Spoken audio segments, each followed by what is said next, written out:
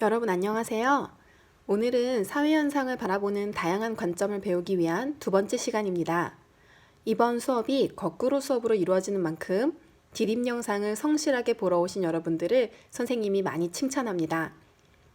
사람마다 다양한 성격과 외모를 가졌듯이 사회를 바라보는 관점도 다양합니다. 그 다양한 관점을 배워보기 위해서 습지라는 하나의 주제를 시간, 공간, 사회, 윤리라는 다양한 관점에서 보려고 합니다. 그렇다면 습지란 어떻게 형성되었고 어떻게 이용되고 있을까요?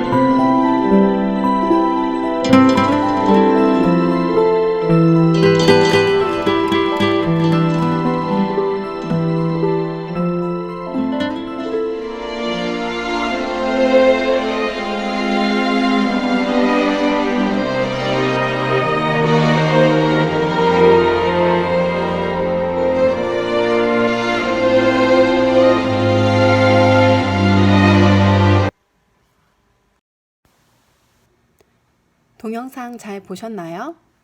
인간뿐만 아니라 동물, 식물에게도 중요한 삶의 터전이 되어온 습지는 어떻게 형성되었나요? 네, 맞습니다. 지구와 달, 그리고 태양의 인력에 의해 형성되었습니다. 지구, 달, 태양이 일직선상에 놓였을 때를 밀물, 직각상에 놓였을 때를 썰물이라고 하고 밀물과 썰물 때의 물 높이 차를 조차라고 합니다. 이 밀물과 썰물의 흐름에 의해 형성된 것이 바로 습지이고요.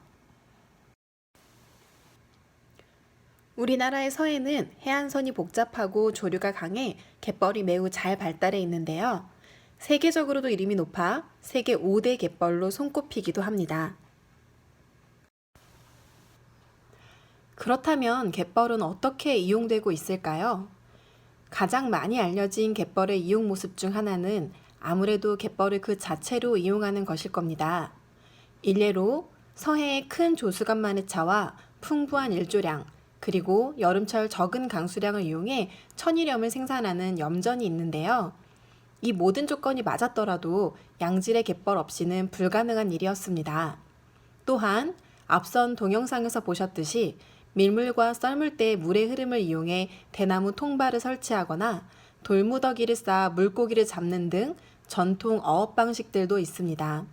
특히 대나무 통발을 이용한 죽방염에서 잡은 멸치는 비늘조차 상하지 않는 최상품으로 아주 귀한 대접을 받고 있습니다. 이처럼 갯벌 그 자체가 가지는 가치는 상당히 높아 유네스코에서는 우리나라 전라남도 신안군 지역의 염전과 갯벌을 생물권 보전지역으로 지정하기도 했습니다.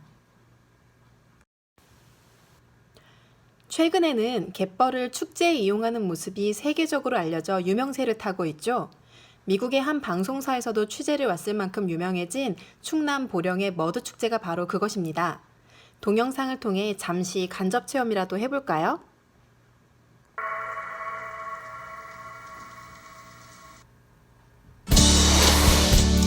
(1년 365일) 바야흐로 지역축제의 시대이다. 전국적으로 그 고장의 특성을 살린 축제들이 경쟁적으로 열리고 있다. 수많은 축제 중 대표적인 축제로 부상한 보령 머드축제. 갯벌을 활용한 머드축제로 국내 관광객뿐만 아니라 외국인 관광객에게까지 각광받는 주요 관광지가 되었다. 한평나비축제, 하천 산천어 축제처럼 지역 축제는 지역의 이미지를 관광 자원으로 활용하는 지역 마케팅의 일환에 해당한다. 이러한 지역 마케팅으로 우리는 지역을 상징하는 이미지를 쉽게 떠올릴 수 있으며 보령은 머드축제라는 이미지가 부각되는 관광지역이 되었다. 서해안에 분포하는 갯벌은 세계 5대 갯벌에 해당할 만큼 넓게 발달되어 있으며 이러한 갯벌은 지역 주민들에게 각종 수산물을 제공하는 삶의 터전이었다. 보령의 갯벌은 각종 수산물을 제공하는 삶의 터전으로 지역 주민들 역시 주로 1차 산업에 해당하는 어업에 종사하였다. 그러나 관광산업의 발달에 따라 보령의 갯벌은 축제를 즐기려는 사람들에게 즐거움을 선사하는 공간이 되고 있으며 보령은 관광 수입으로 인한 경제적 효과를 누리고 있다.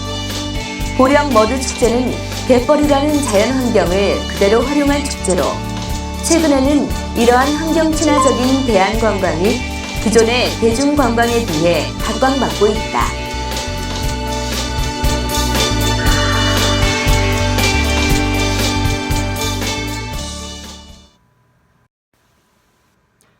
어떠세요? 대한관광으로 떠오른 머드축제, 내년 여름 떠나보고 싶지 않으신가요? 그런데 동영상에서도 나왔듯이 본래 이곳 어민들에게 갯벌은 축제의 장소가 아니라 생계를 위한 직장이었습니다. 그러던 곳이 이렇게 다른 관점에서 이용되게 된 것에는 갯벌의 이용에 대한 다양한 생각들이 대두되면서부터입니다. 그리고 그 시작은 아무래도 갯벌을 땅으로 메꿔 활용하는 간척이라 생각됩니다. 죽방염이나 독살과 같은 전통 어업보다는 오래되지 않았지만 우리나라 간척의 역사 역시 꽤 오래되었습니다. 기록으로 나타난 간척의 시작은 고려시대까지 거슬러 올라갑니다. 이후로도 계속해서 간척은 이루어졌고 현재 강화도 총 면적의 무려 3분의 1이 간척으로 형성된 땅입니다. 간척을 하게 되면 복잡한 해안선이 단조로워지면서 해안선이 짧아지게 되는데요. 아래 그래프에서 보이듯이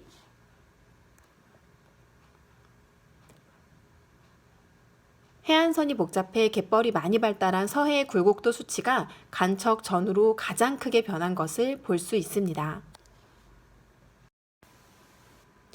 과거에는 간척 후 주로 농경지로 사용되었지만 산업화 시기 이후 간척지의 규모도 커지면서 거대한 산업단지가 형성되는 등 다양한 모습으로 이용되고 있습니다.